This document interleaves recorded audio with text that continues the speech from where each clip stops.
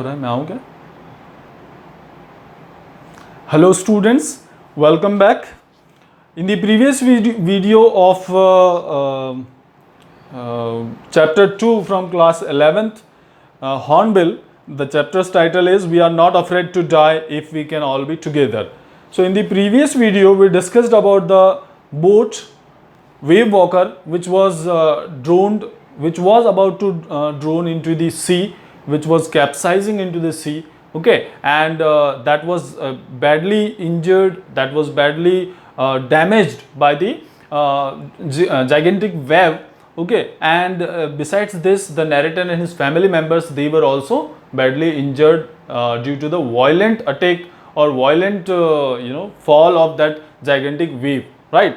So today we'll start from the next paragraph of that chapter. So just after the boat was damaged, just after the family members and the other crew members, they were injured, okay, somehow. So just after that, what was the scene there?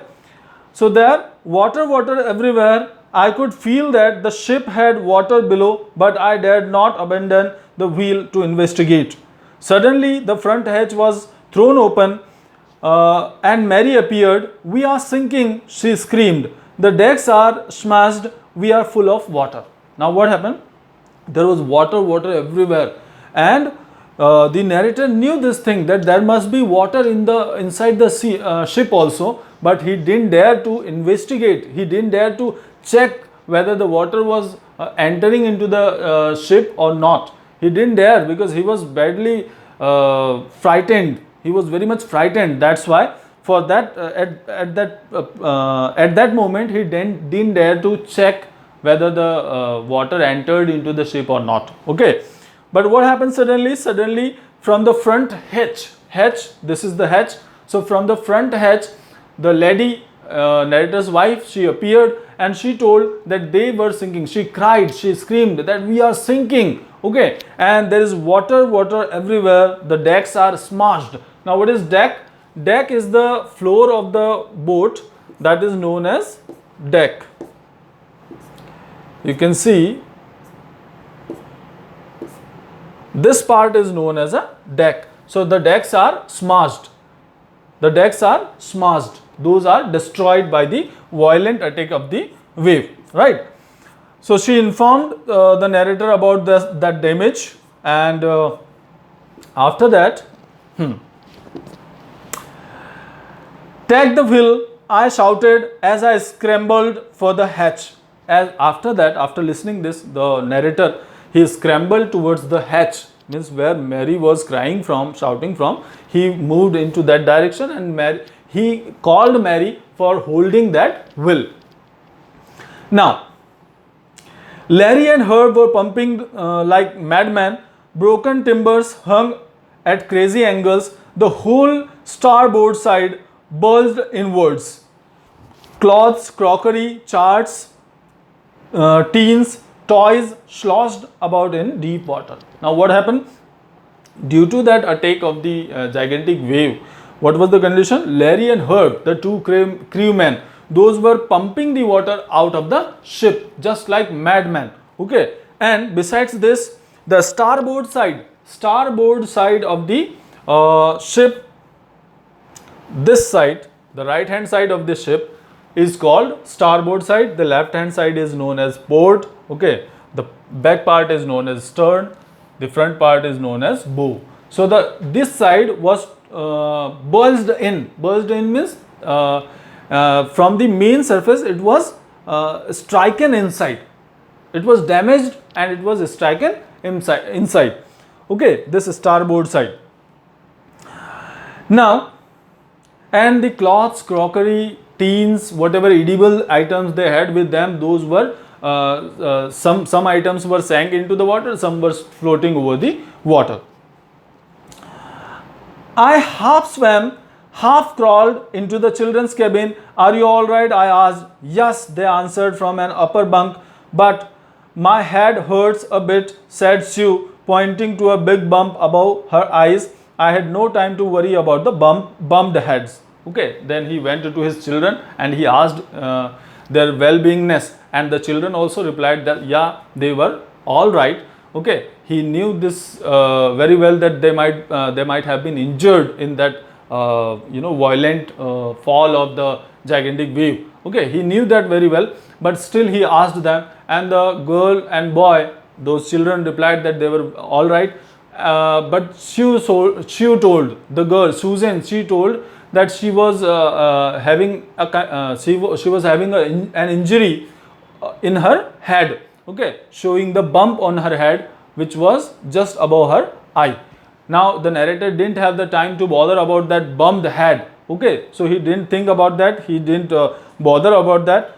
After finding a hammer, screws and canvas, I struggled back on deck with the starboard side bashed open. We were taking water with each wave that broke over us. If I could make some repairs, we would surely sink. If I couldn't make some repair, we would surely sink. Then after that, after finding some hammer, canvas and screws, he moved towards the starboard side, which was totally damaged from where the water was continuously entering into the ship. Okay, and if he knew very well, if he didn't make any repair, if he hadn't made any repair, they would have surely sank down into the water. Somehow I managed to stretch canvas and secure waterproof hatch covers across the gaping holes. Some water continued to stream below, but most of it was now being deflected over the side.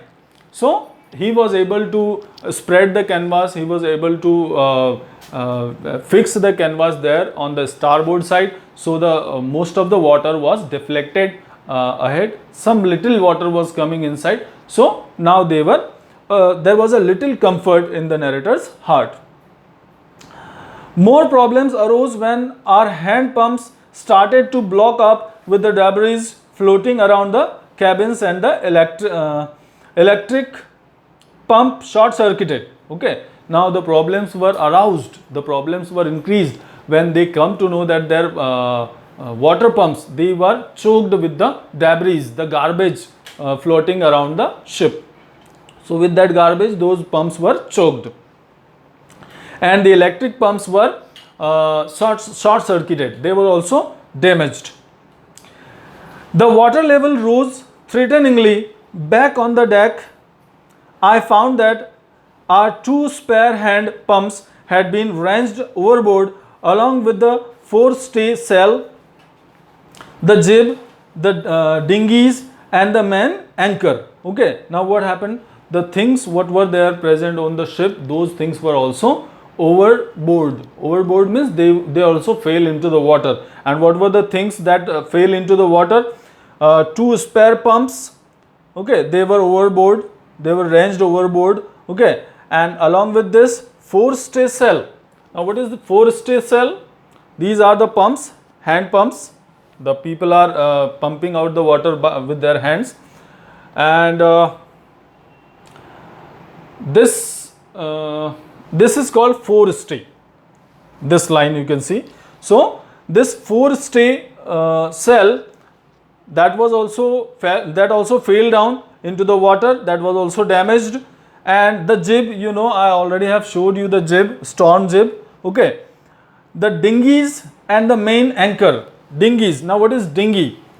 This part is known as dinghy. Okay, and besides this, the main anchor, this is called the anchor. So this anchor was also anchor also fell into the water due to the violent attack of the gigantic wave. Now then I remembered we had another electric pump under the chart room floor. I connected it to an outpipe and was thankful to find that it worked. Then he remembered suddenly that they had another electric pump under the chart room. Okay, and he was very happy when he attached that pump with the pipe which was moving outside, which was throwing the water outside. When he connected the pipe with the electric pump, so when the pump started working, he felt comfortable. He thanked God that his pump was working, The night dragged on with an endless, bitterly cold routine of pumping, steering, and working the radio. That night they spent very bitterly, okay, because they throughout the night they just kept pumping the water out, they just kept steering the boat, okay, and they kept working on the radio. We were getting no replies to our Mayday calls. Mayday calls means whatever problems, whatever disasters they were facing, to those things they were not getting any replies from the radio. Okay, the radio what they had with them on the ship, so they were not getting any reply from the control room or whatever help centers were there. They were not getting any reply, any help from those centers, which was not surprising in this remote corner of the world. And they were not surprised if they were not getting any reply from the other stations, if they were not getting any help from the other stations. So they were not surprised, because they were present in the most remote area of the most remote corner of the world. Sue's head had swollen alarmingly. She had 2 enormous black eyes, and now she showed us a deep cut on her arm. When I asked why she hadn't made more of her injuries before this, she replied, I don't want to worry you when you were trying to save us all. Okay, now Shu's head, what injury she had on her, the bump she had on her head, so that was swollen alarmingly, that was badly swollen. Swollen means that was in Hindi what we call सूजा हुआ, right? सूजन आ गया था उस पे. So that was alarmingly swollen, and she had 2 enormous black eyes. Now she showed a deep cut on her arm. On her arm she had a deep cut, and she showed that deep cut afterwards, just after this. So when she was asked by her parents why did she not why did she not show that thing, those injuries earlier, so she replied that she didn't want to make them worry about the children, because they were trying hard to save all of them. The parents and the other crew members, they were trying hard to save all of them. That's why they did not want to worry them. So this is the one part of this chapter. Now 2 more parts are left that will complete in the next 2 videos. Thank you very much.